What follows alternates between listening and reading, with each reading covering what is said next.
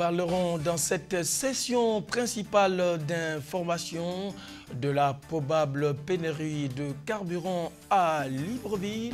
Et nous allons vous proposer justement dans ce regard de l'actualité le constat de nos reporters. Madame, Messieurs, voici pour la principale charpente de ce parcours Tout Info. Une fois de plus, merci de nous rejoindre. Assalamu alaikum wa rahmatullahi wa barakatuh. Nous l'annoncions à l'instant, Libreville peut-être vers une pénurie de carburant dans quelques heures. Ainsi nous le fait dire nos reporters qui se sont disséminés sur les principales artères de la capitale gabonaise pour suivre ce constat. Le circuit de distribution de carburant connaîtra-t-il une perturbation en début de semaine? En effet, le constat laisse apparaître qu'il y a certaines stations qui n'ont pas encore été livrées, hormis les stations Petrogabon et Total, qui disposent des réserves. Pour ce qui est de Total, elle a été livrée au cours de la nuit de samedi. Cependant, du côté des stations Engen et Olibia, d'après la confirmation de certains agents, les journées de lundi et mardi connaîtront quelques perturbations parce que leurs cuves sont vides. Aussi, à propos, un pompiste de Total a tenu quelque peu à préciser le contexte. Le mot pénurie est très bien placé parce que on ne peut pas parler de pénurie. Par exemple, pas de pénurie, c'est qu'il n'y a presque plus rien dans toutes les stations. Soit Total, Engen ou Petrogabon ou Olibia. Donc s'il y a des petits manquements, c'est juste que peut-être qu'il y a le carburant qui est terminé. On a des livraisons en cours. Et si on a du carburant dans les cuves, et si ça termine, on attend des livraisons. Au dire de certains pompistes, précisément d'Engen et Olibia, la situation de manque de carburant viendrait de la Société gabonaise d'entreposage des produits pétroliers, SGEPP, qui n'a pas encore effectué la distribution de carburant dans certaines stations de notre capitale et de l'intérieur. Au moment où les uns et les autres accèdent facilement à la communication, notamment sur Internet, les maisons de téléphonie mobile s'arriment à être au rendez-vous. Voici un reportage d'Ahmed Berni Forlan Evaka de notre rédaction. Fini les connexions Internet coincées dans les cyber ou autres. Le monde du réseau informatique connaît aujourd'hui un véritable renouveau, celui de la connexion 3G. 3G, c'est la troisième génération en fait, du protocole de téléphonie mobile, protocole technique, qui permet d'accéder au haut débit sur l'Internet mobile. Un module qui vient proposer aux différents utilisateurs du Gabon d'atteindre des débits supérieurs à 144 kilobits par seconde, ouvrant ainsi la porte à des usages multimédia tels que l'accès à Internet au débit. L'accès est beaucoup plus rapide à ces réseaux sociaux, téléchargement de photos, téléchargement de vidéos sur nos réseaux sociaux comme Facebook. On peut également envoyer des mails et recevoir des mails. On le faisait déjà avant, mais là, la principale innovation, c'est l'envoi avec des pièces jointes qui peuvent être de grosse taille. Pour accéder à la 3G, il suffit juste d'avoir une SIM Airtel et un téléphone compatible 3G. Si ce n'est pas le cas, on a la possibilité soi-même de l'activer sur son téléphone. Derrière cette tendance se cachent plusieurs services supplémentaires. La connexion est devenue ainsi très facile. Plus question de bugs grâce à l'avènement de la 3G dans notre pays, ce qui est une aubaine pour nos internautes. Et puis, c'est la croix et la bannière pour les populations de l'axe PK8 Nzengayon qui ne savent plus à quel sein se vouer. J'y arrive. Et comme nous le fait ressentir dans ce reportage d'Ahmed Forlan Beni Evaka. À l'exemple de plusieurs artères de la capitale gabonaise, la voie tronçon rond-point de Zengayon Carrefour Asga connaît aussi un véritable casse-tête pour les automobilistes. Des bouchons se créent rapidement, ce qui ouvre la porte parfois à des tensions entre riverains et conducteurs.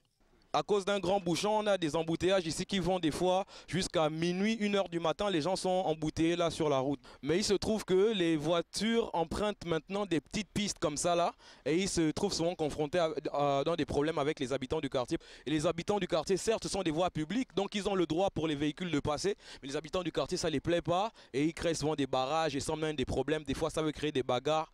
Un véritable parcours du combattant pour les habitués de cette route.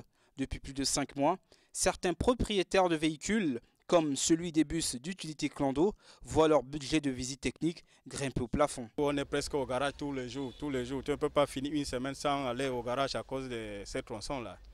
Jusqu'avec Bambouchine, au lycée Siban, là, c'est vraiment très compliqué, quoi. Quand même, il y a des grands pluies, mais on a du mal à rouler. Certes, l'État est indexé par cette situation, mais peut-être l'un de ses chauffeurs nous trouvera une solution appropriée. Il n'y a rien que les riverains de ce quartier qui peuvent au moins s'immobiliser et pouvoir faire quelque chose, ou bien l'ensemble de toute personne de bonne foi. Si ça attend l'État, vraiment, ce serait vraiment à long terme. Le son d'alarme est donc déclenché au niveau des pouvoirs publics et des riverains. Pour l'heure, l'aventure continue dans ce coin de la périphérie. Cap à présent à l'étranger pour parler cette fois-ci du Salon international de l'alimentation SIAL au Sauve ce dimanche à Villepointe, au nord de Paris. Il présente 400 000 produits du monde entier pour séduire et fidéliser un consommateur véritable qui balance entre luxe, le prix de la santé et la gourmandise. Voici le reportage. Les valeurs santé, elles sont toujours là, mais elles sont beaucoup plus naturelles. On ne nous parle pas d'acides gras polyinsaturés auxquels on ne comprend strictement rien, mais plus de naturalité, de façon de faire, avec peu d'ingrédients, des produits sans plutôt que des produits enrichis avec, des produits sans gluten, des produits sans huile de palme, etc. Beaucoup de produits de ce type-là. On revient à des valeurs de plaisir, et là on revient à l'ultra-gourmandise, des produits très gourmands, des produits très haut de gamme, des produits qui apportent une certaine valeur ajoutée. Il y a une étude TNS Sofres qu'on a faite pour le salon qui montre que 43% des consommateurs français, des Français, produisent une partie de leur nourriture eux-mêmes. Alors aujourd'hui, par exemple, on a sur ce salon des champignons dans une boîte. Vous les arrosez un petit peu et au bout d'une semaine, vous avez votre production de champignons. Et vous les coupez, vous les mettez directement dans la poêle ou dans votre salade, et c'est vraiment de l'autoproduction. Il y a deux raisons principales à cette émergence de l'autoproduction. La première, c'est la confiance à l'égard des produits alimentaires qui a fléchi au cours des 2 dernières années. Et la seconde, c'est le désir de pouvoir produire soi-même des produits pour des raisons économiques et mieux maîtriser aussi ce que l'on mange. Quand on part au bureau avec ses vinaigrettes, on n'a pas envie de partir avec la bouteille, le basilic, l'huile, quoi que ce soit. Là, on prend directement le petit berlingot, on est au bureau, on ouvre, on met sur sa salade et on a l'utilisation, on n'a rien gaspillé, on a l'utilisation unique. La suite de ce parcours Toute Info pour vos invités à présent, mesdames et messieurs. Allez au pas de course suivre l'horizon de l'actualité dans ce monde en bref. Alors que les frappes de la coalition internationale continuent à Kobané en Syrie, les combattants kurdes ont infligé des pertes importantes à l'organisation État islamique. En 2 jours, elle a perdu une 30aine d'hommes. Débutée il y a plus d'1 mois, la bataille pour le contrôle de la 3e ville kurde de Syrie continue. Face à la résistance adverse, les djihadistes ont dépêché samedi de nouveaux renforts. Le sérieux coup de griffe de Martine Aubry à François Hollande. Dans un entretien au journal du dimanche, la maire PS de Lille éreinte la politique économique du chef de l'État, s'opposant clairement au passage comme chef de file des députés frondeurs. Critique sur les choix économiques, mais aussi sur le fond de la politique menée. Sans la citer, Manuel Valls a réagi indirectement à ses propos. « Comptez sur moi », a dit le Premier ministre, pour avoir les nerfs solides. Pas de consensus sur les sujets qui fâchent à l'issue du synode sur la famille au Vatican. L'Assemblée des évêques reste divisée sur l'accueil dans l'Église des divorcés remariés et des homosexuels. Un désaccord déploré par les associations de défense de ces derniers. Rendez-vous en 2015 pour un nouveau synode. Cette fois, il s'agira d'élaborer des propositions concrètes. Pour un peu, on se croirait en plein mois d'août. À Cannes, sur la Côte d'Azur, comme ailleurs en France, on profite de températures exceptionnelles en ce début de vacances de la Toussaint. Environ 26 degrés dans le sud-est, jusqu'à 30 sur la côte ouest. Jamais l'expression « une nuit d'encre » n'a été aussi à propos. Pour les papivores noctambules, l'agglomération lilloise a organisé la première nuit des bibliothèques. Lectures, concerts, ateliers, plus d'une soixantaine de bibliothèques et médiathèques ont participé à l'événement, avec un parrain de choix, le prix Goncourt 2013 Pierre Lemaître, qui a joué les marchands de sable. Le cimetière se couvrait lentement de tombes et de croix, comme un drap qu'on remonte. Et nous passons au sport à présent pour la boucle, cette session principale d'information pour parler cette fois-ci à quelques encablures du lancement de la Tropicale Amissa Bongo Ondimba, une compétition on ne peut plus importante. Voici ce que nous propose notre service des sports sur ce reportage de notre expert maison Issa Mefal. Après une séance d'entraînement, nous avons surpris l'équipe amateur de cyclisme autour d'une table de boissons rafraîchissantes. L'occasion faisant le larron, aussi avons-nous profité de la présence de tout ce petit monde pour en savoir un peu plus. Un grimpeur, c'est celui qui se sent le mieux à l'aise sur des montées, sur des côtes. Voilà. Et il y a aussi des sprinteurs, c'est ceux-là qui, quand l'itinéraire est favorable pour eux, en fait une étape qui finit au plat, c'est ceux-là les sprinteurs qui sont forts dans les arrivées par rapport aux grimpeurs. Voilà, il y a aussi des rouleurs qui sont forts, qui peuvent sortir du peloton, aller gagner s'ils se sentent bien. Voilà, donc il y a des gens, tu es un grimpeur et tu roules aussi bien, il y a des sprinteurs qui roulent aussi bien. Sur le plan amateur, c'est un truc qui se fait tout le temps.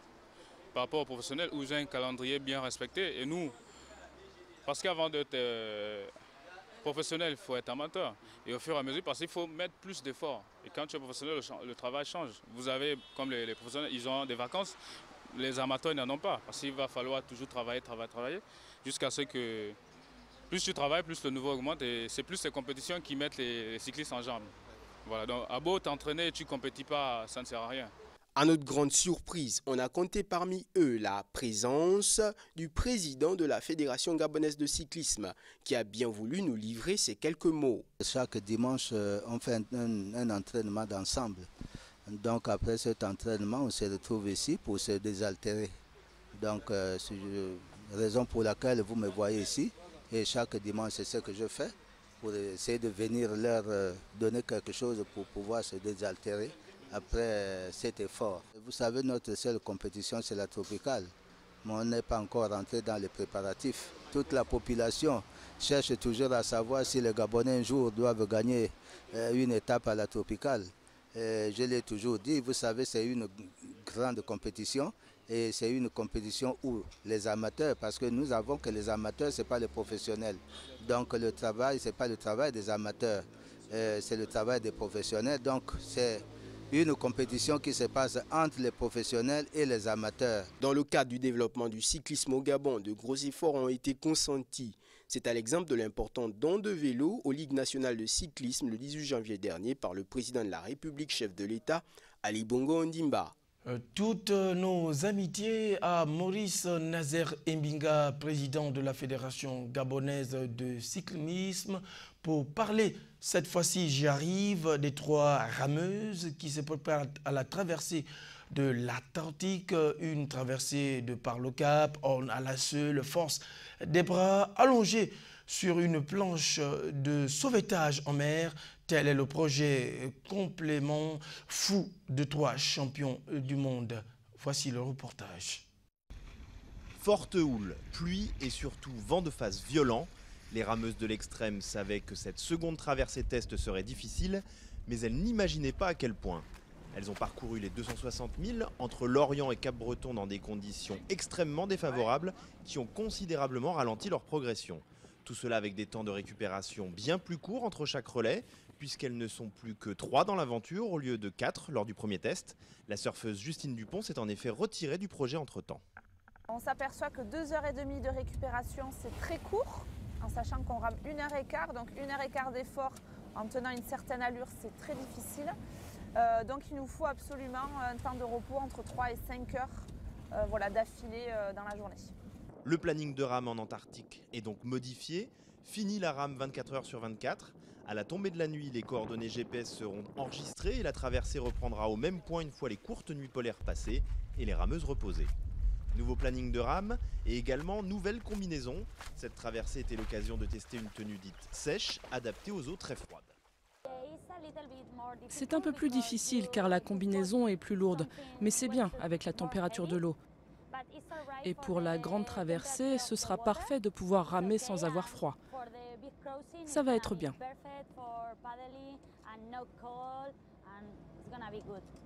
L'Antarctique n'autorise aucune erreur et la réussite d'un tel projet passe par une cohésion sans faille entre les rameuses et l'équipage composé de skippers, d'un ostéopathe et d'un journaliste preneur d'images.